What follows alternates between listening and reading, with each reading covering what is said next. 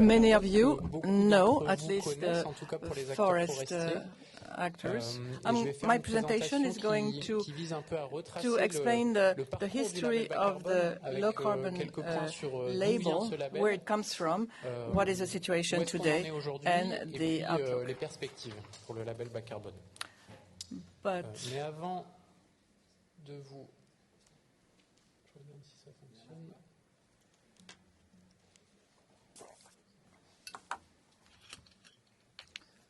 Alors, pendant que les soucis techniques se résolvent, je vais vous donner quelques mots talk sur about i4ce. i4ce, donc c'est l'organisme pour lequel je travaille, c'est un think tank. It's an association. Through its analysis, it contributes to the debate on public policies, on adaptation and mitigation in front of climate change. And we follow the European regulation on carbon absorption. We are members of the group of experts that Jurek mentioned earlier. That's i4ce. We have about 40 people. And we host two networks, which are called clubs. The club Carbon Forest Wood and the club Climate Food.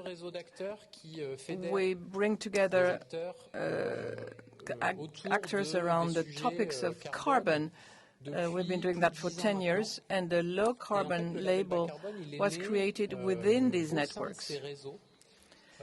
They were thinking, or they had several conclusions. The international carbon legislation has been around for more than 20 years worldwide, but the French companies were asking for local carbon compensation. That was part of the finding.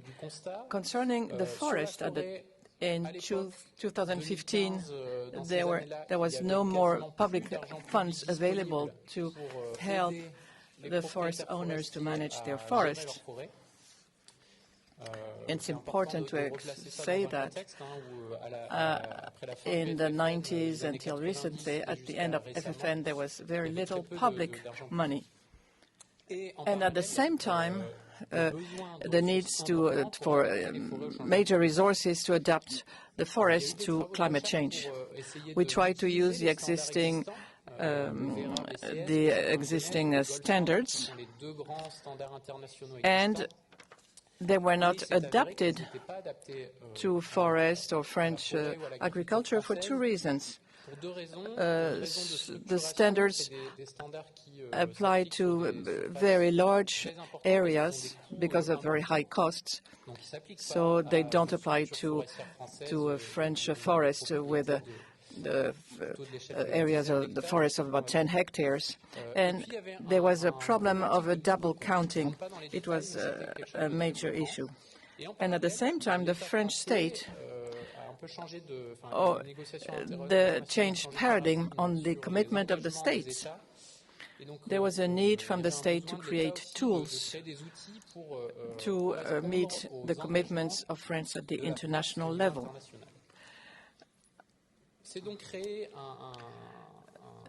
There was a project associating i4ce experts, they know the carbon certification, and more technical experts on the forest side, the CNPF, to create a framework that led to the low carbon label. Let me explain the main general principles of the low carbon label. A decree, there is a national framework, it's a decree that was created in 1979. It sets the major principles of the label. A key element is the methods. There are sectorial methods. There are 15 in the label today. A method is like a change of practices.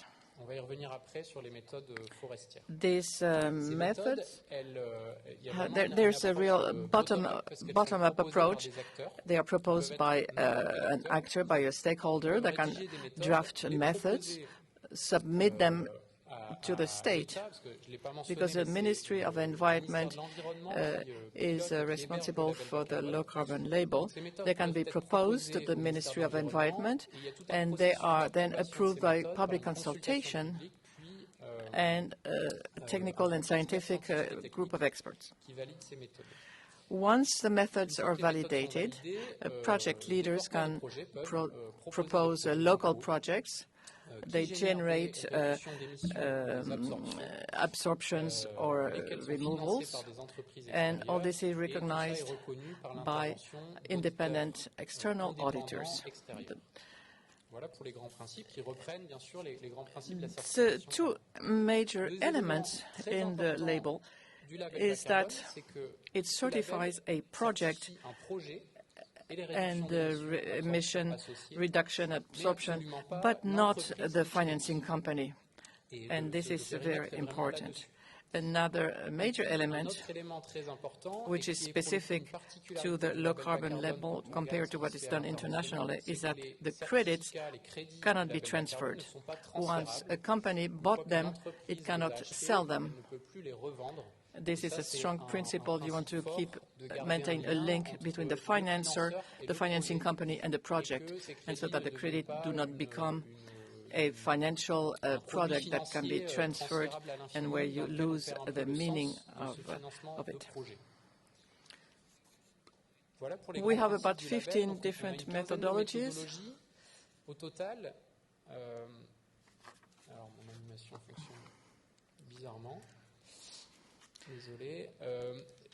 I'm not going to go into details. We have the quality criteria presented by URIC, of course, additionality at the heart of the project, the measurability, transparency, permanence, and co-benefits. These principles are common to carbon finance and carbon certification.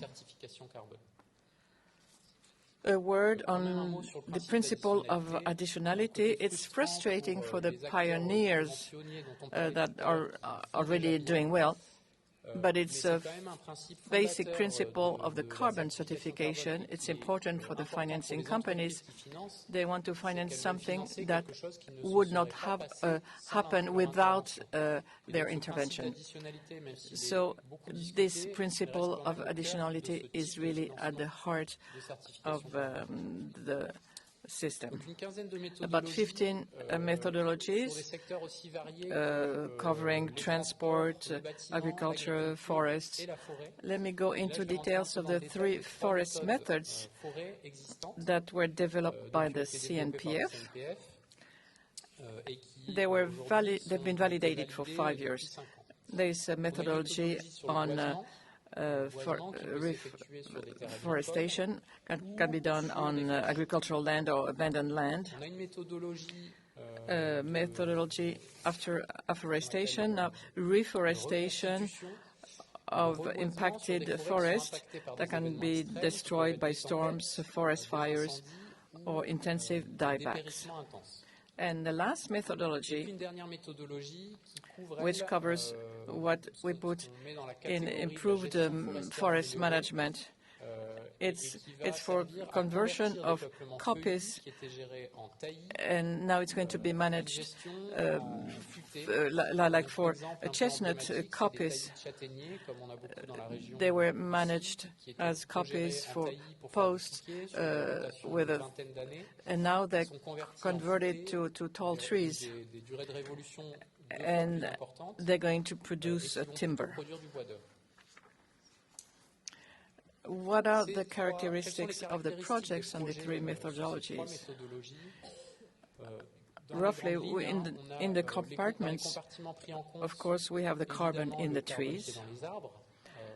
For forest, what is sequestered in the soil, and we also take into account of what's in the wood products that are generated, And we also take into account the avoided emissions due to substitution. This is very specific. We are investigating 15 international methods, and this one, only in the low carbon label, we take into account the substitution aspect. Ex-ante credits after 5 years. We systematically calculate the carbon gain over 30 years. And this is really a compromise between the forests long term. They would like to calculate over a longer term, and the carbon market have shorter duration. And the 30-year compromise was found to meet the objective of carbon neutrality in 2050. The credits are generated after 5 years for the two main methods, and there is a field audit after 5 years to check that we have the right density of living plants. I won't go into details, but there different discounts are applied depending on the risk level to guarantee the permanence of the emission reductions. What's important is also the co-benefits. It's a carbon label that goes further than carbon, and it looks at what's happening next to carbon. We have a system to valorize the projects that do positive things around the carbon. These co-benefits are evaluated, assessed according to 4 different criteria: biodiversity, for example, mix of species; soil preservation with an incentive to not disturb the soil; socio-economic impacts with bonuses for if you promote local employment or if you have forest certification, and of course the water preservation with the co-benefits if you have adapted species near the rivers.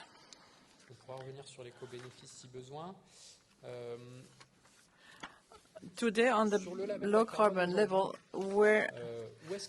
let me give you figures date back from March 2024. On a daily basis, we see the evolution of the projects. 1 month ago, we had about 800 projects with 15 methodologies. That's for all the low carbon label. If we have about 800 projects. Most of the projects are forest projects. If we look at the tons that are sequestered, it's about half of the low carbon label are for forest.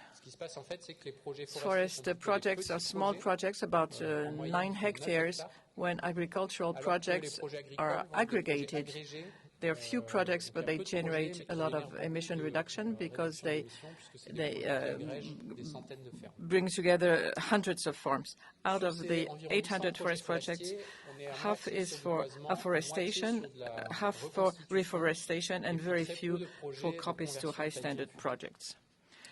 And today, the 7,000 hectares were accompanied and are generated potential tons, because these are ex-ante projects. They were not audited yet, so the figures here in terms of impacts of absorption,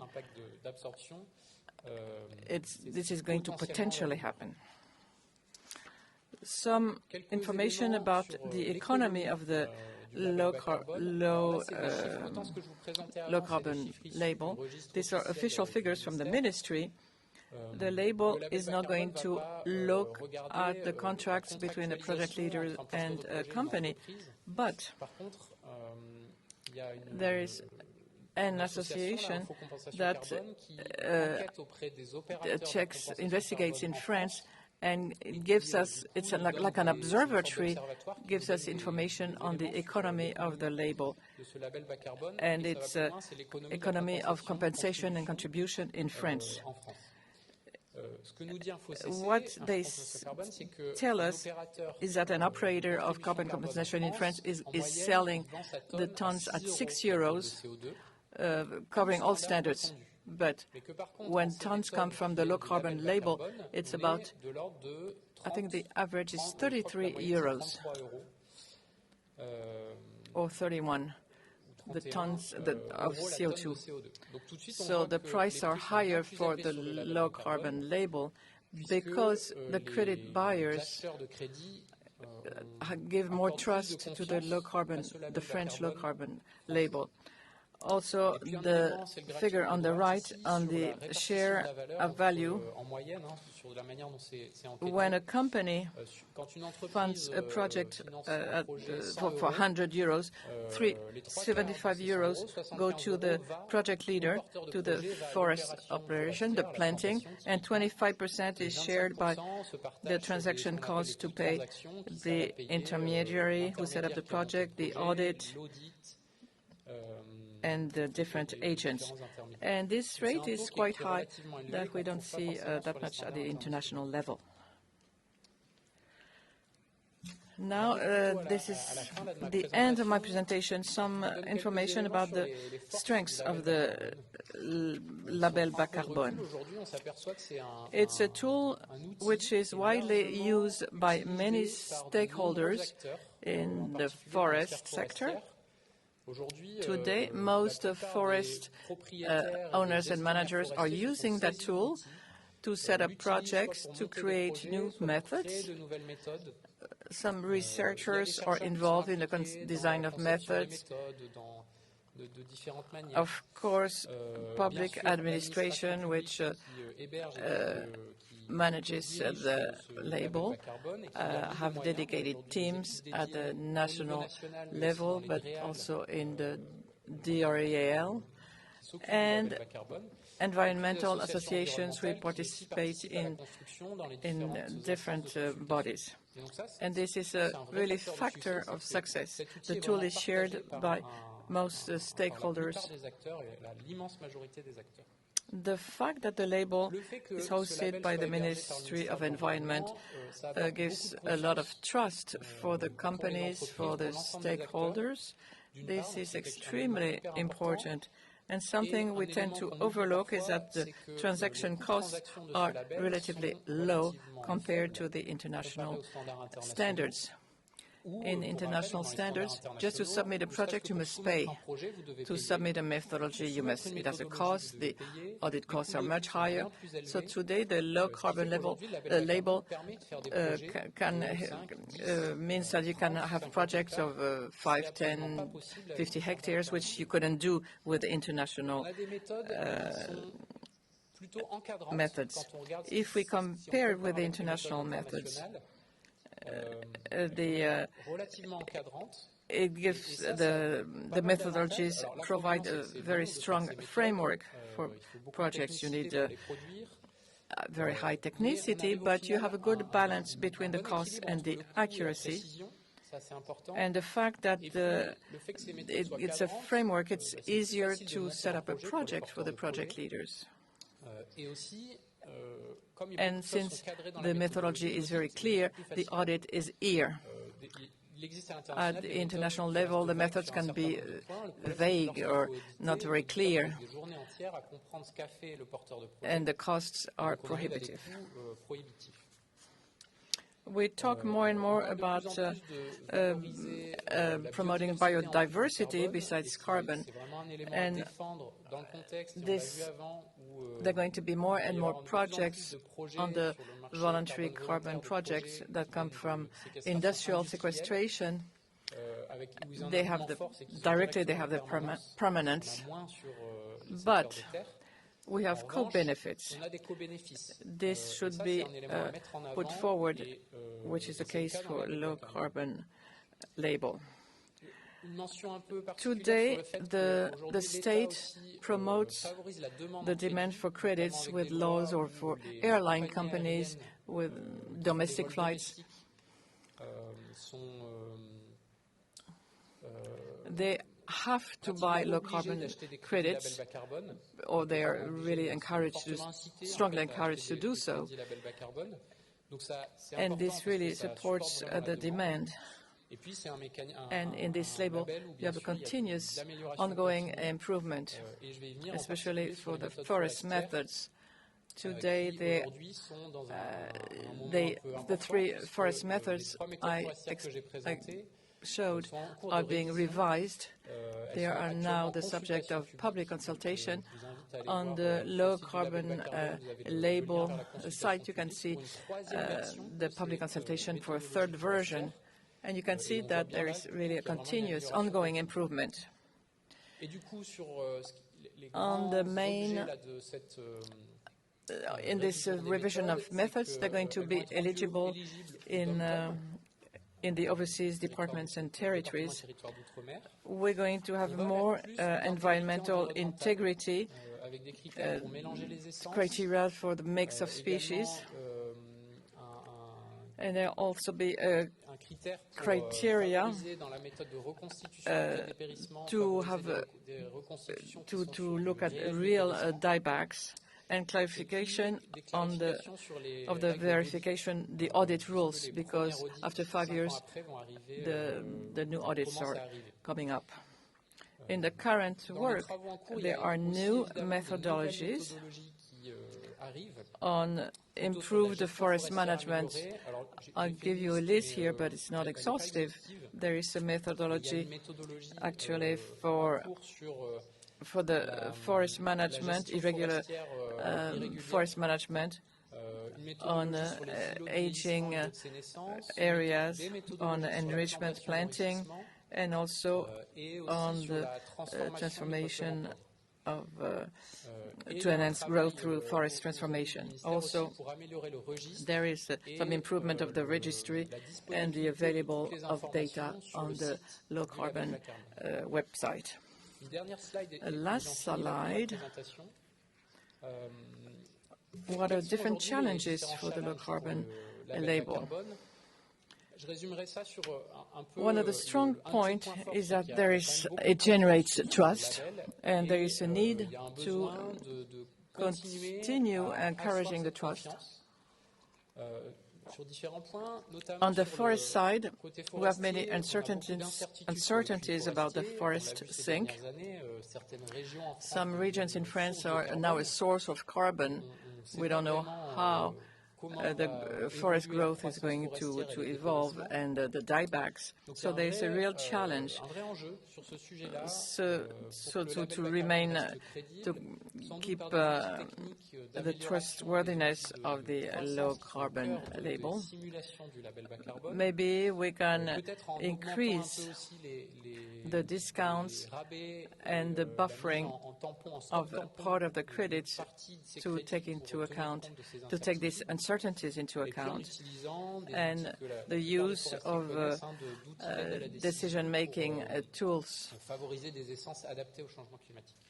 The European framework was presented earlier.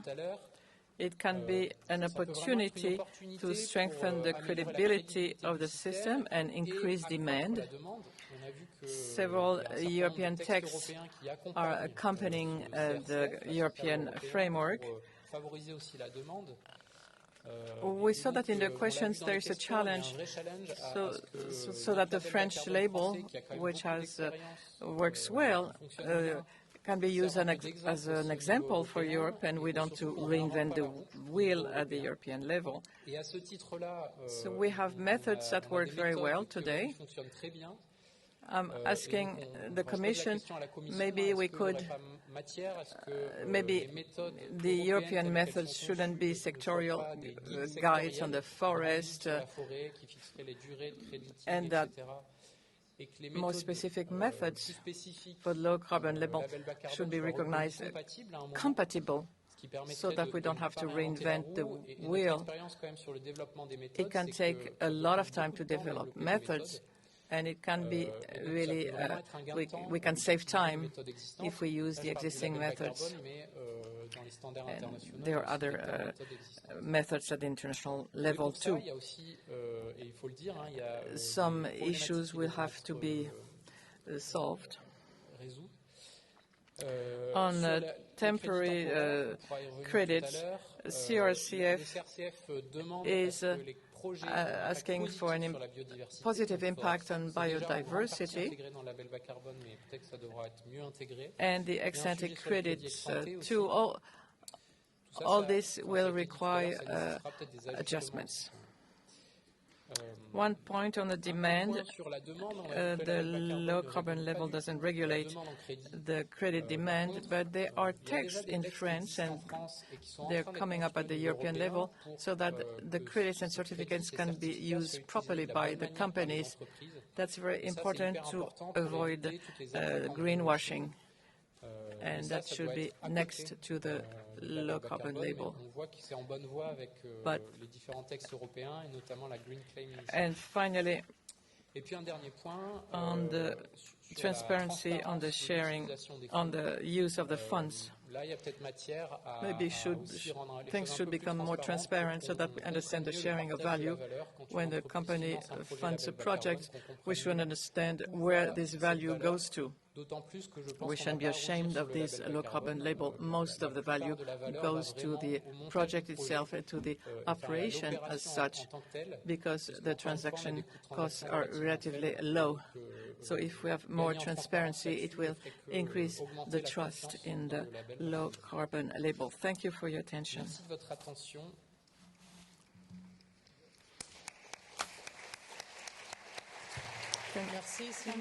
Thanks, Simon. And we're going to keep the question time for the roundtable. We continue with the next presentation.